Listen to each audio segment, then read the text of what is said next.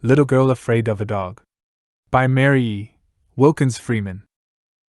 Little Girl Afraid of a Dog first appeared in Harper's Monthly Magazine, December 1906, and is featured in our collections, Dog Stories and Children's Stories.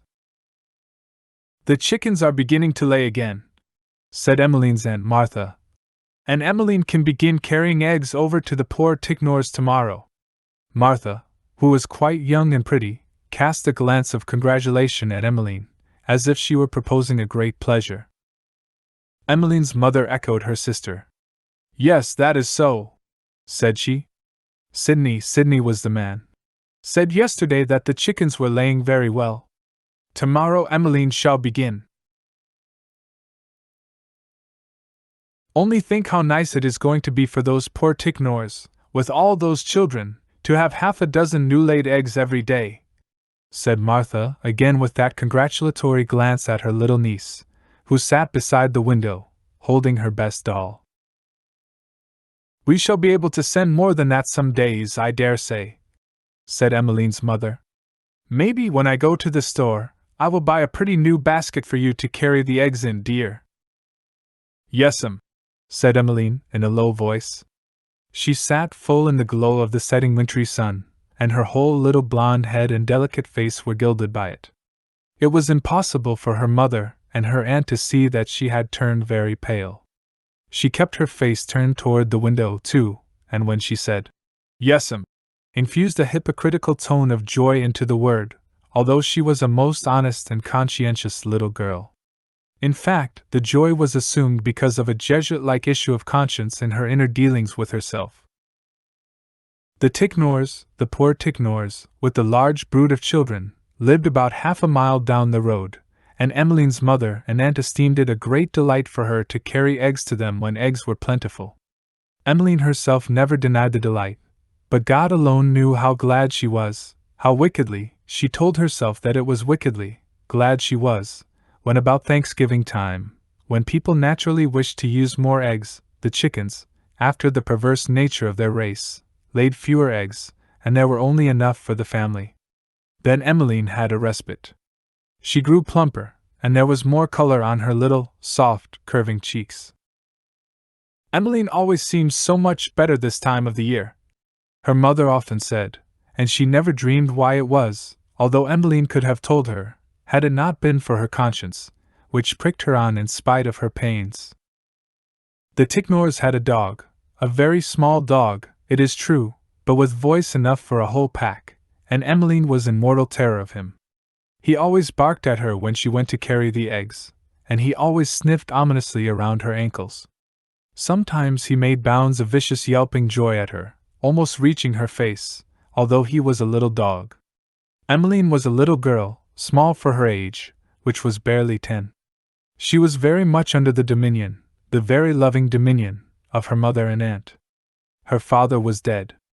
The Ameses, Emmeline's last name was Ames, lived on a small farm, and Sidney managed it. They were regarded as quite rich people in the little village where they lived, and they looked at themselves in that light. Therefore they realized a sense of duty, of pleasurable duty, toward the less fortunate people around them. At that very moment both Aunt Martha and Mrs. Ames were sewing upon garments for poor people, some strong and durable flannelette petticoats of soft pink and blue. Sometimes Emmeline herself was asked to sew a seam on these soft garments, and she always obeyed with the utmost docility, although she did not like to sew very well. She was a sober, reflective little girl, not exactly indolent, but inclined to sit quite still, while her young mind indulged in pryings into the future and conceptions of life and her own little niche in the universal scheme of things, which would have quite astounded her mother and her Aunt Martha had they known of it. They saw in Emmeline only a darling, obedient, sweet little girl holding her doll baby, not as she really was, lit into flame by her own imaginings and the sun. Neither dreamed that, as she sat there and said, Yes'm, so prettily, she was shuddering in her very soul from a most exaggerated fear, stimulated by an imagination entirely beyond theirs, of the Ticknors' little dog. Soon the copper-gilt glow faded from Emmeline's head and face, and she sat, a pale little shadow in the dusk, until her mother lighted the lamp, and Annie, the maid, came in to announce supper. Emmeline had not much appetite that night, although there were her favorite fried oysters and waffles. It seemed as if the subject of the eggs and the Ticknors, which caused her to project more plainly her vision of fear concerning the little dog, could not be let alone. They had hardly seated themselves at the table before Annie spoke of the large number of eggs which had been brought in that day. Annie had been with the Ameses a long time, and was considered quite a member of the family. "I think you can carry a dozen eggs tomorrow morning, dear," Emmeline's mother said, happily.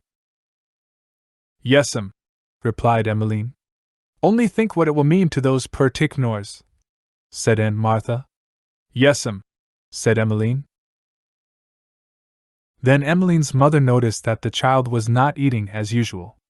"Why, Emmeline," she said, "you have not half finished your oysters." Emmeline looked helplessly at her plate, and said that she was not very hungry. She felt that she was wicked because she was not hungry, since she was so afraid of the Ticknors' little dog that she did not want to carry the eggs to them the next morning, when they were so poor and needed the eggs so much. "If you don't eat your oysters, you must swallow 2 raw eggs," said Emmeline's mother, suddenly. "Annie, beat up 2 eggs with a little sugar and nutmeg and a little milk." Emmeline felt just then more than a physical loathing, she felt a moral loathing for anything in the shape of an egg. But she swallowed the mixture, which Annie presently brought to her, with her usual docility. "That will be just as nourishing as the oysters," said Aunt Martha. Aunt Martha had on her pretty blue gown. She was expecting Mr. John Adams that evening. It was Wednesday, and Mr. John always came on Wednesday and Sunday evenings. Emmeline knew why. She knew with a shy and secret admiration, and a forecast of Wednesday and Sunday evenings yet to be when some young man should come to see her. She made up her mind that she would wear red on those interesting occasions, which filled her, young as she was, with a sweet sense of mystery and prescience. She gazed at pretty Aunt Martha, in her gown of soft blue, cut out in a tiny square at the neck, revealing her long white throat. She forgot for a second the Ticknors and the Ticknor dog, which represented the genuine bugbear of her childhood. Then the old fear overcame her again. Her mother regarded her, and Aunt Martha regarded her, then the 2 women exchanged glances. After supper, when they were all on their way back to the sitting room, Emmeline's mother whispered anxiously in Martha's ear, "She doesn't look well." Martha nodded assent. "I don't think she has had enough fresh air lately," she said in a low voice. "It will do her good to take that morning run to the Ticknors." "That is so," assented Emmeline's mother. "I'll have her go to bed early tonight, then right after breakfast tomorrow morning, when the air is fresh, she can take the eggs to the Ticknors." Emmeline went to bed before Mr. John Adams arrived. Her mother tucked her in and kissed her, then blew out the lamp and went downstairs. Emmeline had said her prayers, introducing, mentally, a little clause with regard to the Ticknor dog. It was a piteous little child codicil to the Lord's Prayer and, "Now I lay me," which she always said. After her mother had gone downstairs, Emmeline lay awake staring at the darkness. The darkness very soon seemed to flicker with wildfire. Grotesque faces grinned at her from the midst of this fire, which was and was not. A terrible horror, of which the little bugbear dog was the keystone, was over her. She wanted so to call her mother, to get up and run downstairs into the lamplit sitting room, but she lay still, stiff and rigid. She had too much self-control for her own good, young as she was. Presently she heard the distant tinkle of the front door bell, and heard Aunt Martha open the door and greet Mr. John Adams.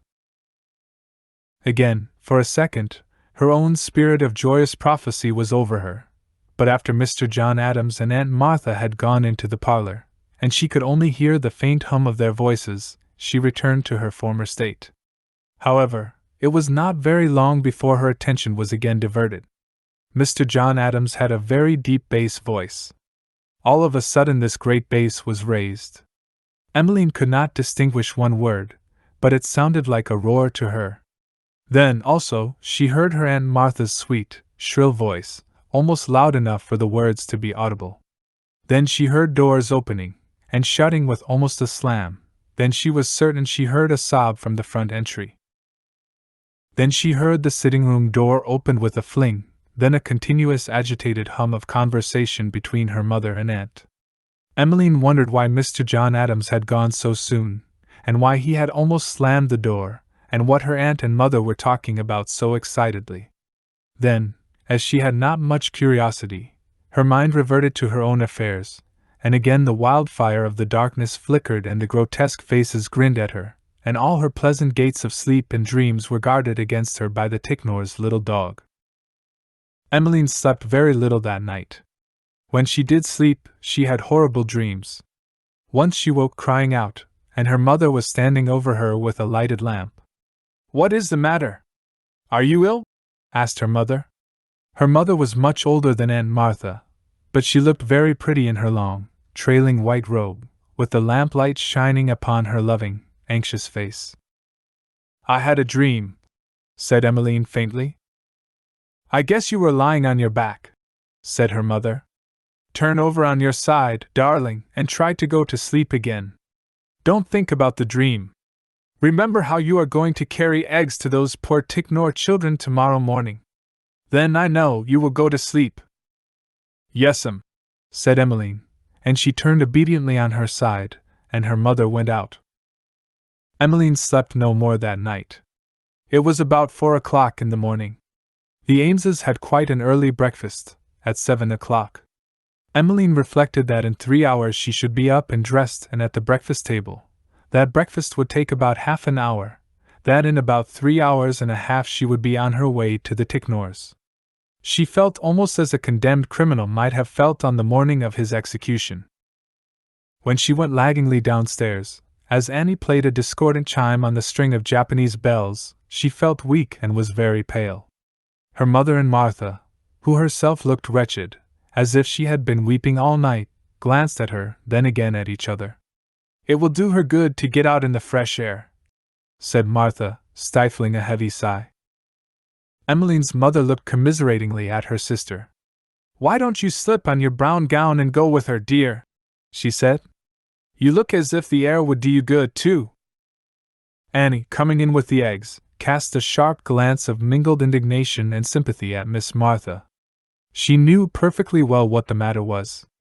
She had abnormally good ears, and had been in the dining room, the evening before, when Mr. John Adams was in the parlor with Miss Martha, and there was a door between, a badly hung door, with cracks in it, and she had heard.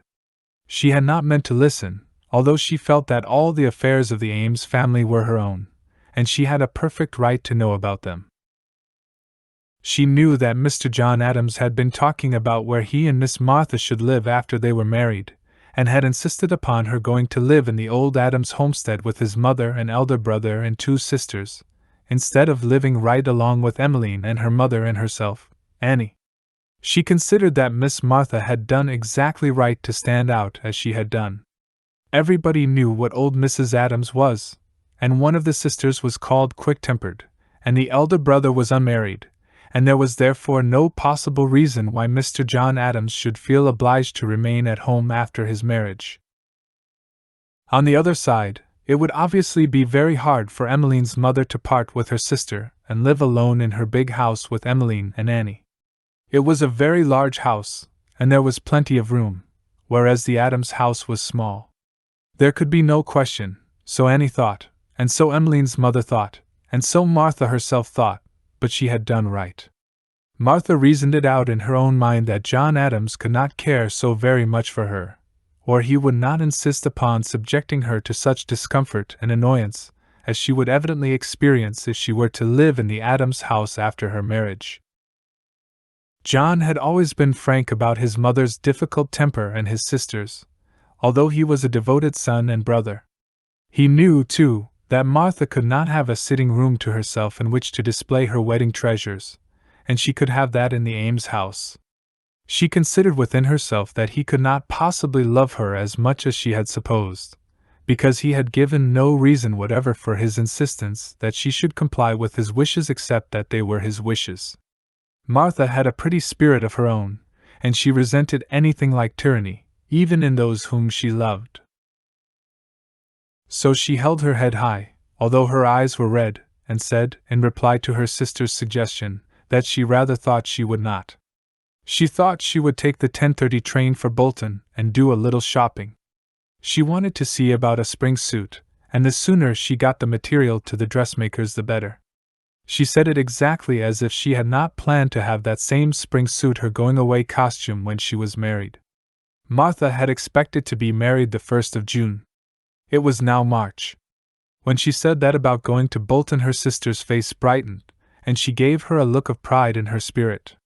"So I would," said she. She did not notice at all how Emmeline's face fell. For a second the thought of her aunt's going with her to the Ticknors and shooing away with her superior courage and strength that dreadful little dog had caused her heart to leap exultantly. But now that chance of respite was gone.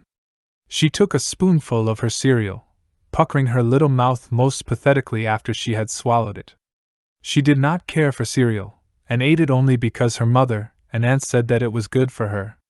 Emmeline had begun to wonder why so many things which she disliked, and so many things which she more than disliked, were so good for her. She acquiesced in the wisdom of her elders, but she wondered. She ate her cereal, then her soft-boiled egg on toast. She hated eggs that morning, although usually she liked them. She felt as if she was fairly eating her terror and dread of what lay before her. Eggs were so intimately associated with it. It seemed to her that the fear in her heart was enough, without being obliged to have it in her stomach also. After breakfast, Emmeline put on her red coat and hat. She was still wearing her winter garments, and her mother gave the basket of eggs to her and kissed her. "Don't walk too fast and get all tired out, dear," she said. She and Martha stood at the window watching the gay little figure move slowly down the road. They need not have cautioned her against speed. She did not feel in the least inclined to hurry. "The child does not look very well this morning," said Mrs. Ames.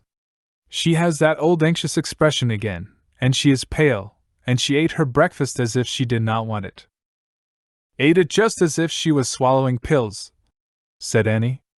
"Yes, she did," Mrs. Ames agreed anxiously. "Well, the walk in the fresh morning air will do her good," said Martha. "I must make a start if I am going to catch that 10:30 train. I must mend my gloves. I think I will wear my brown taffeta. I may call at the Robinses while I am in Bolton." "I would," said Mrs. Ames. It was tacitly understood between them that nothing more was to be said about Mr. John Adams, that the whole subject was to be left out of sight and hearing, and everything was to go on as before.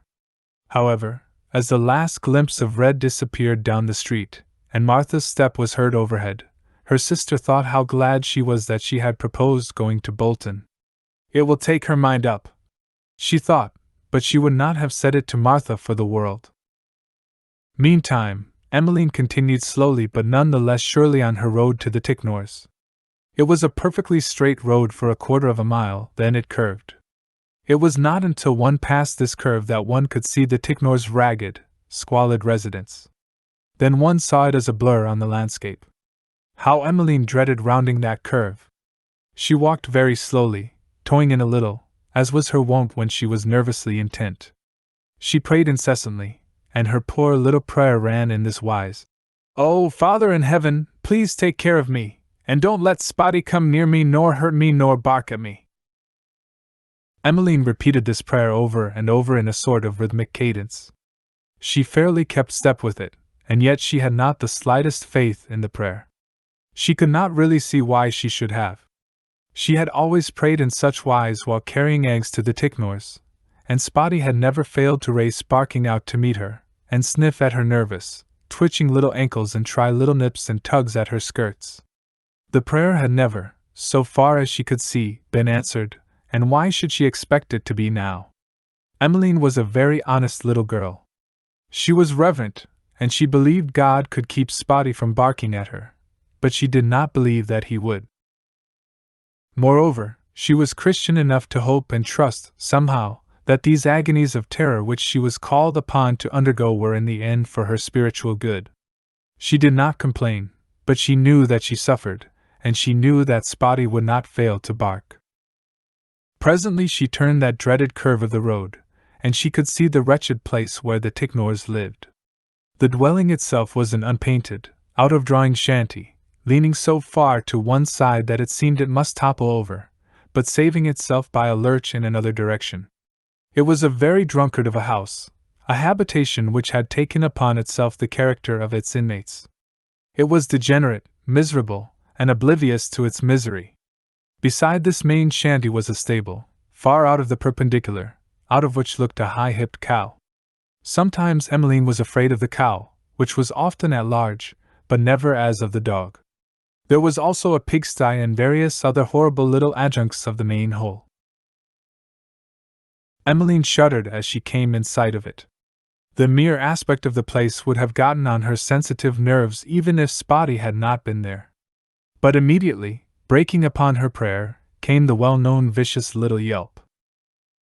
Spotty was a mongrel, but he had wondrous ears. Emmeline espied the little animal coming for her so fast that he seemed a mere line of speed, but never ceasing that wild yelp. Emmeline prayed on, and walked on. It was strange that she never at such times thought of turning round and running. It never occurred to her to disobey her mother and not take the eggs to the Ticknors. She walked along praying, her heart beating heavily, her limbs shaking. The little dog reached her. He was a little dog, and it was a sheer absurdity for her to feel such fear of him. He danced around in circles, a regular dog war dance, as she advanced. His yelps became louder and louder. It seemed inconceivable that such a small animal could have such a terrific bark. Emmeline went steadily on, toeing in, holding her basket of eggs in a hand which did not feel as if it belonged to her. It did not seem that her whole body belonged to her in any other sense than as a machine which bore her conscience, her obedience, her fear, and the basket of eggs. When she reached the Ticknor house she was blue-white, trembling with a curious rigid tremor. She knocked, and the little dog gave a furious, a frantic yelp, and tugged at her skirt. Then the second of her deliverance came. The door opened. An enormous slatternly woman, a mountain of inert flesh, appeared. She bade the dog be quiet. He did not obey, but Emmeline had a sense of protection. It had occurred to her more than once that perhaps Mrs. Ticknor, in consideration of the eggs, would, if Spotty actually attacked her, sit upon him, that she would not actually let her be bitten. Behind Mrs. Ticknor the close room swarmed with children with gaping, grinning faces, some of them with impudent faces, but most of them placidly inert like their mother. The Ticknors represented the very doldrums of humanity. None of them worked nor progressed, except the father, who occasionally could be induced to do a little work for the neighbors when the supplies ran too low and actual starvation became a temporary goad. Today he was plowing for a farmer, plodding lazily along behind a heavy old horse. He could scarcely be said to be working. Emmeline was glad that he was not at home. Sometimes he had been drinking considerable hard cider, and although he never spoke to her, the hard red in his face disturbed her, also the glassy stare of his stupid eyes. "Mother sent these eggs," said Emmeline in a small, weak voice. Mrs. Ticknor took them with an inarticulate note of thanks, like a dumb beast. The children stared and grinned and gaped. All the dingy room seemed full of staring eyes and gaping, grinning mouths. The little dog yelped viciously, louder and louder. It was incredible of what a crescendo that small dog was capable. Emmeline pinned her faith on Mrs. Ticknor's coming to her rescue in case of an actual assault, but every minute she expected to feel the needle-like teeth in her ankle. All her flesh shrank and quivered. It seemed as if Mrs. Ticknor would never find a dish in which to deposit the eggs. Finally she did, however, and Emmeline took her basket. The little dog followed, with his circling war dance and his crescendo of yelps, to the curve of the road.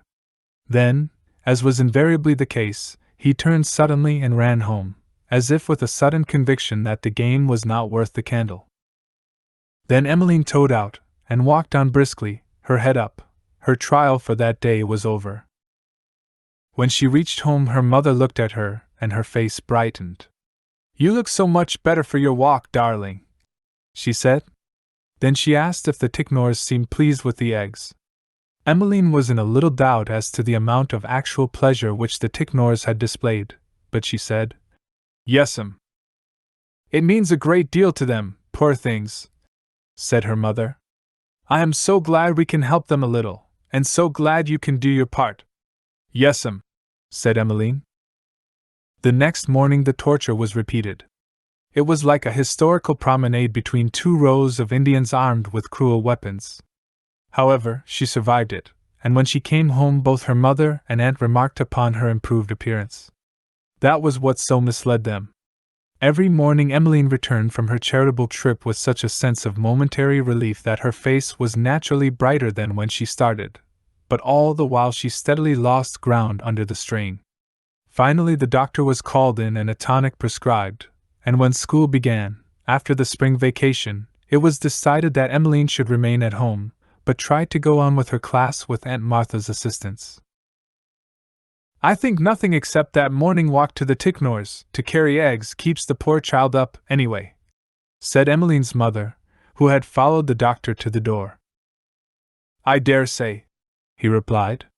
"Keep her out in the fresh air all you can, and send her on errands that interest her." "That does interest her," said Mrs. Ames. "She is so pleased to think she is helping those poor Ticknors, dear little thing." Emmeline overheard what was said. The door was slightly ajar. There was a curious little twitch about her sensitive mouth. Troubled as she was, she saw the humor in the situation. The very thing which was making her ill her mother regarded as her chief medicine. It seemed strange that Emmeline did not tell her mother of her true state of mind. The expeditions would have been at once stopped. She did not tell her, however, and probably for reasons which she did not herself understand. There is in every complete personality a side which is dark except toward its own self and God, and Emmeline realized this dark side in herself, although vaguely.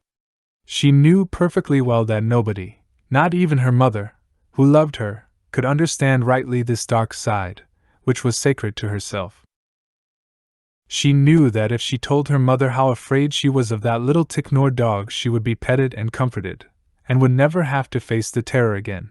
And yet she knew that her mother would secretly laugh over her and not comprehend how she felt, and it seemed to her that she could not face that. She would rather face the dog.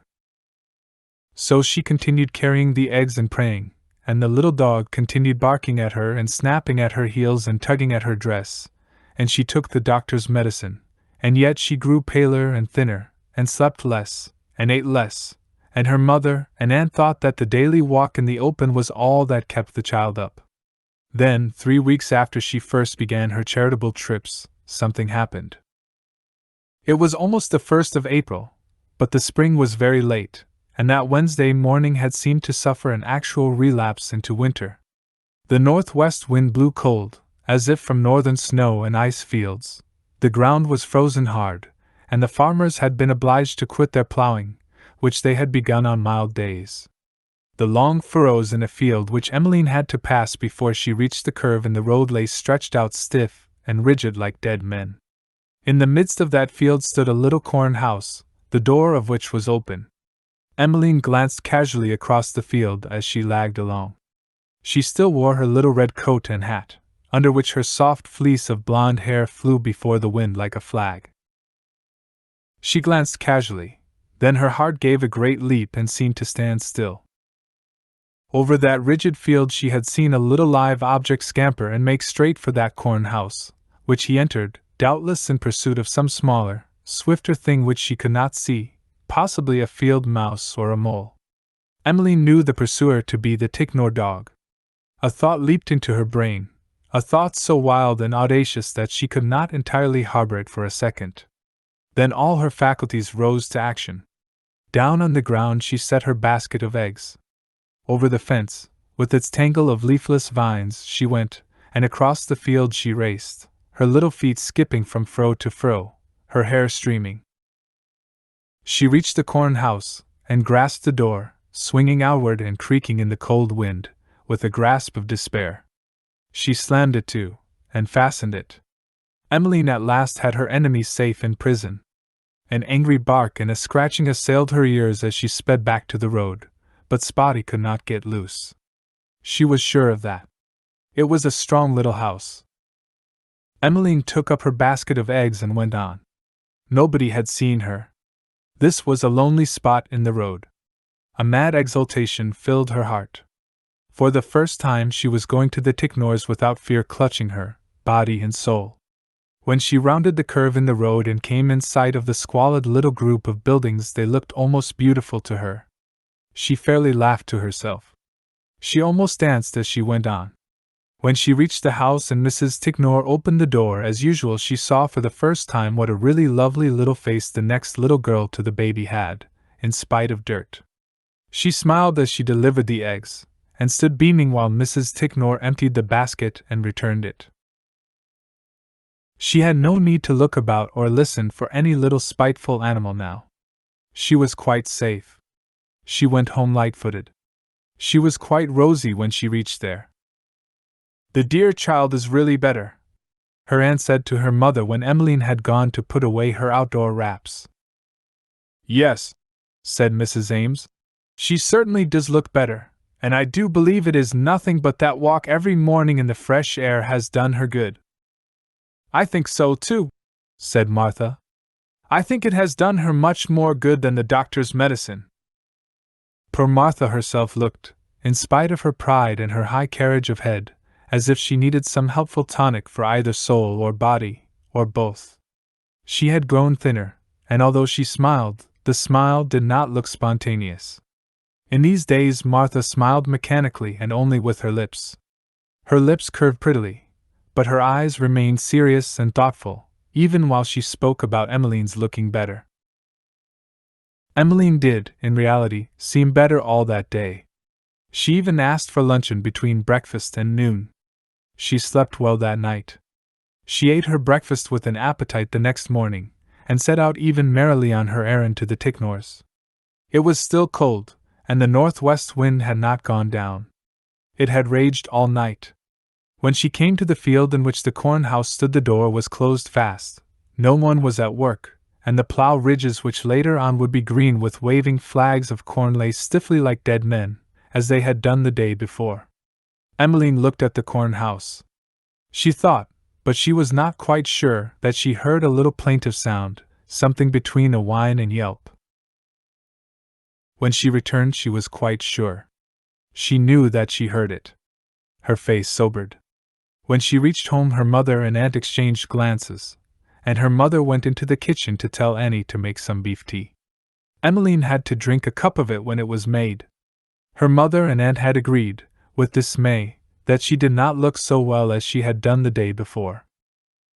She looked still worse as the day wore on and the days wore on.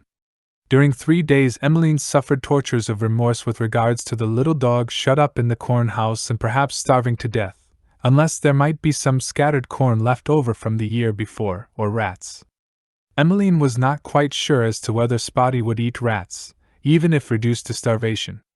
She astonished her mother on the evening of the second day by inquiring, apropos of nothing at all, "Mother, do dogs ever eat rats?" And when both her mother and aunt seemed unable to answer positively in the affirmative, her little face took on an expression of white misery which amazed them.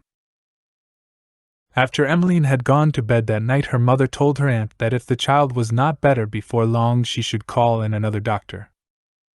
It was horrible for Emmeline during those mornings to pass that corn house, with its shut door and desolate field. She felt like a murderess. She was not quite sure whether she heard Spotty's plaintive whine. She wondered if he were dead and she had killed him. It was the evening of the third day that Emmeline made up her mind. Chance favored her. Annie had forgotten to order a yeast cake, and the fact was mentioned in her presence just before supper. Annie said that she would go to the store after supper and get it, for she must mix bread that night. Then Emmeline spoke eagerly. "Mother, can I go? There is plenty of time before supper. Please let me go." Her aunt abetted her. "I would let her go if I were you," she said. "She will sleep better. The air is lovely, although it is frosty for this time of year." Martha had just come from a walk to the post office. There I have been right in the store, and could have got it if I had known, she said. But I do think it will do Emmeline good to run out, and it will not be dark until after she gets back. So Emmeline went. She had mysteriously tucked up the sleeve of her red coat a little parcel which contained 2 chicken bones. They were nice little chicken bones, wrapped in white paper. She carried also her little purse, in which she had some money of her own besides the pennies which her mother had given her to buy the yeast with. Emmeline flashed out of sight of the house windows, a swift little figure in red. "I can't make her out at all," Emmeline's mother said. "There she has seemed all down in the dumps for 2 days and a half, and all of a sudden she is as eager to go to the store as I ever saw her about anything in her life. Her eyes looked as bright as stars. If she were grown up, I should think she had something on her mind," Martha said reflectively. "Now, Martha, what nonsense!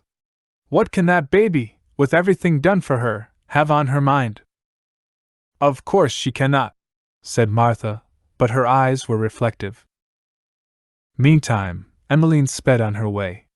The store was on a street at right angles to the one leading to the Ticknors, which opened just before the field with the corn house was reached.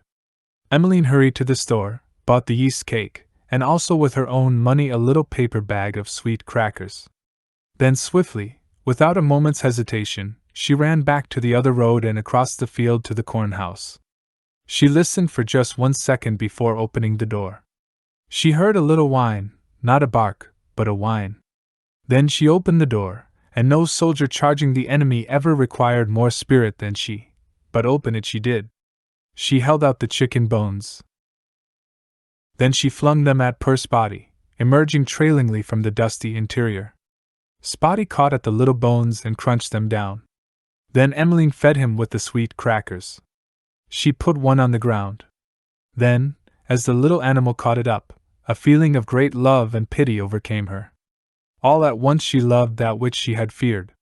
She fed Spotty the rest of the sweet crackers from her little red-mittened hand, and did not have the slightest quiver of terror, even when the sharp little teeth were so near her fingers.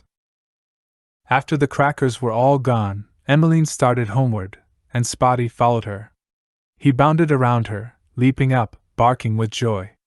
He was a poor little mongrel, and from heredity and poor training he had lacked the better traits of his kind. He had been mischievous, cowardly, and malicious. He had loved nobody. But now he loved Emmeline for setting him free and giving him food. He knew nothing of the injury which she had done him. He was conscious only of the benefit. So he followed her, as he had never followed any of the Ticknors. They, in truth, had never cared for him. They had simply been too indolent and too indifferent to turn him adrift when, a poor canine wanderer, he had located himself with them uninvited.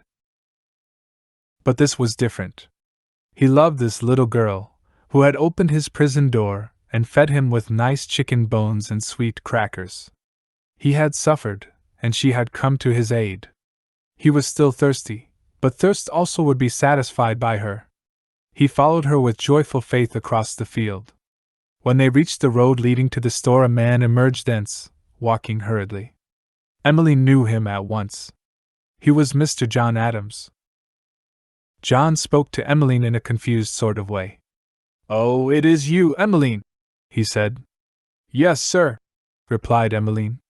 "How are your mother and aunt?" "Pretty well, I thank you." "Have you been to supper?"